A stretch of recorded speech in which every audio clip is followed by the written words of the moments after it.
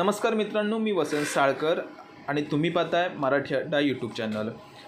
मित्रांनो, माझी लाडकी बहीण योजनेचा महिन्याला जर तुम्हाला 1500 रुपयांचा लाभ घ्यायचा असेल तर त्यासाठी ऑनलाईन पद्धतीने अर्ज कशा प्रकारे करायचा या संदर्भातील माहिती आजच्या व्हिडिओमध्ये जाणून घेणार आहोत।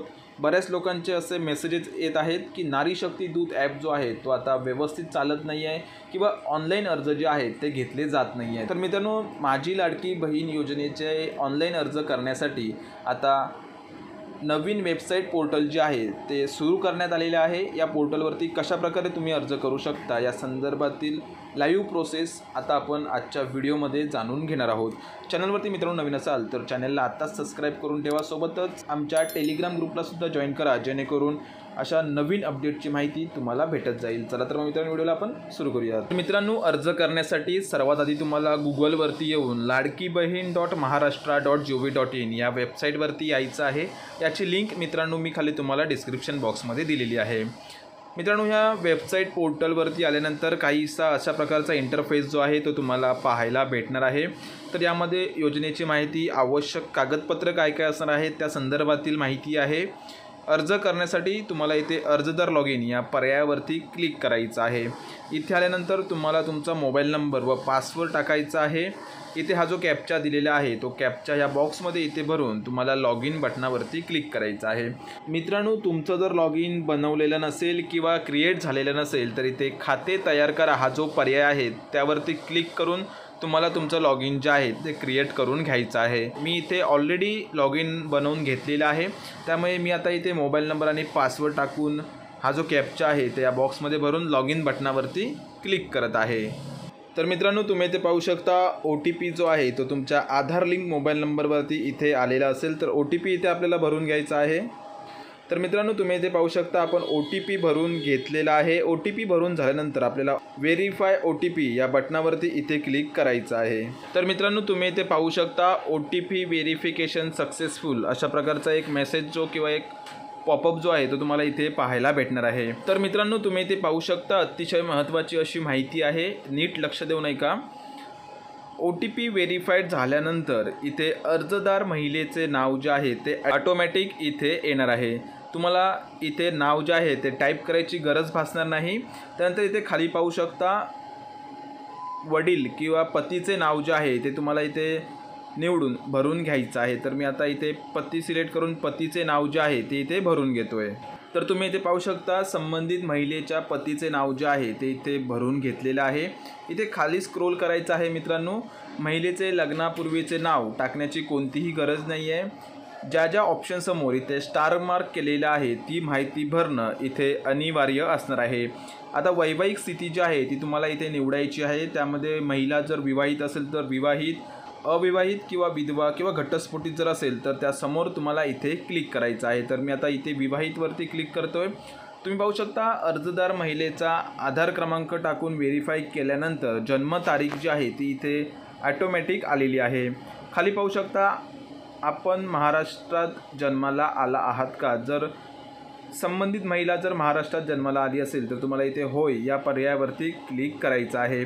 त्यानंतर खाली तुम्ही इथे पाहू शकता अर्जदार महिलेचा संपूर्ण पत्ता जो आहे तो आधार कार्डप्रमाणे तुम्हाला इथे पाहायला भेटणार आहे।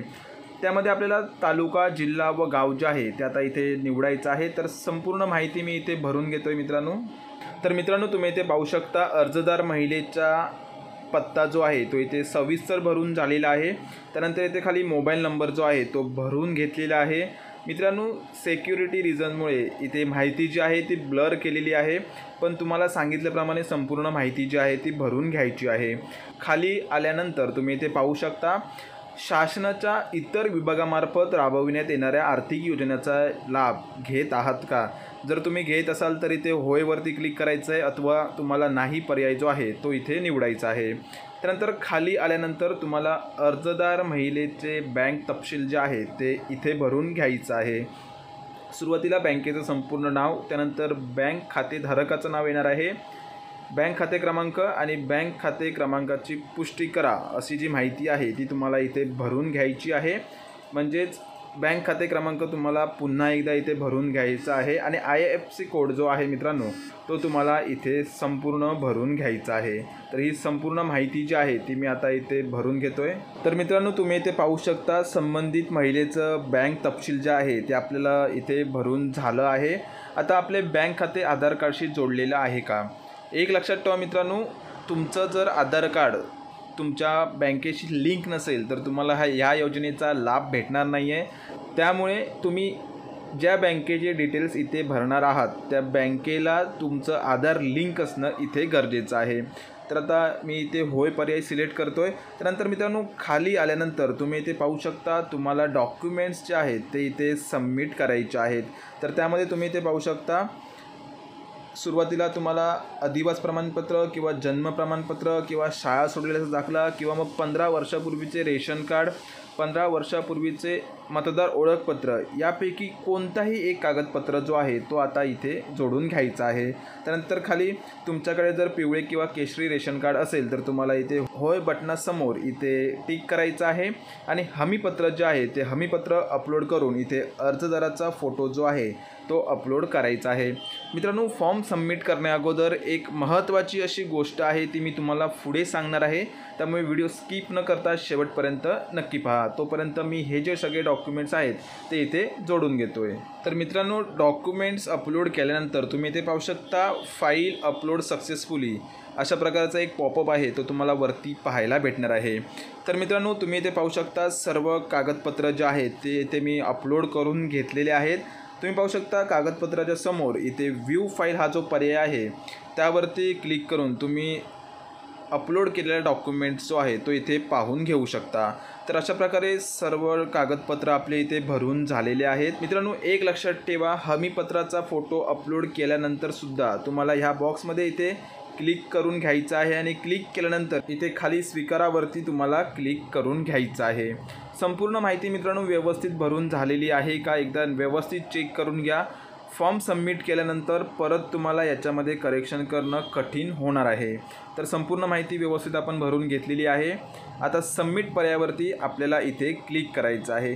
क्लिक केल्यानंतर मित्रांनो तुम्ही इथे पाहू शकता तुम्ही जो फॉर्म भरलेला आहे त्या फॉर्मचे संपूर्ण डिटेल्स तुम्हाला इथे पाहायला भेटणार आहेत। नीट काळजीपूर्वक संपूर्ण माहिती जी आहे ती इथे तपासून घ्या जेणेकरून तुमच्याकडून कोणतीही चूक झालेली असता कामा नये। तर आता तुम्हाला पुन्हा एकदा ह्या बॉक्समध्ये जो कॅप्चा दिलेला आहे तो इथे व्यवस्थित न चुकता भरून घ्यायचा आहे। तुम्ही पाहू शकता माझा कॅप्चा इथे व्यवस्थित भरून झालेला आहे। कॅप्चा भरून झाल्यानंतर इथे सबमिट हा जो पर्याय आहे त्यावरती आपल्याला क्लिक करायचं आहे। तुम्ही पाहू शकता ॲप्लिकेशन सबमिटेड सक्सेसफुल अशा प्रकारचा एक पॉपअप जो आहे तो तुम्हाला इथे पाहायला भेटणार आहे। तर मित्रांनो अशा प्रकारे आपला हा जो फॉर्म आहे तो पोर्टलवरती सक्सेसफुली सबमिट झालेला आहे। आशा करतोय मित्रांनो व्हिडिओमध्ये सांगितलेली माहिती तुम्हाला नक्कीच आवडली असेल। व्हिडिओ जास्तीत जास्त लोकांपर्यंत शेअर करा जेणेकरून त्यांनासुद्धा या माहितीचा फायदा होईल। धन्यवाद।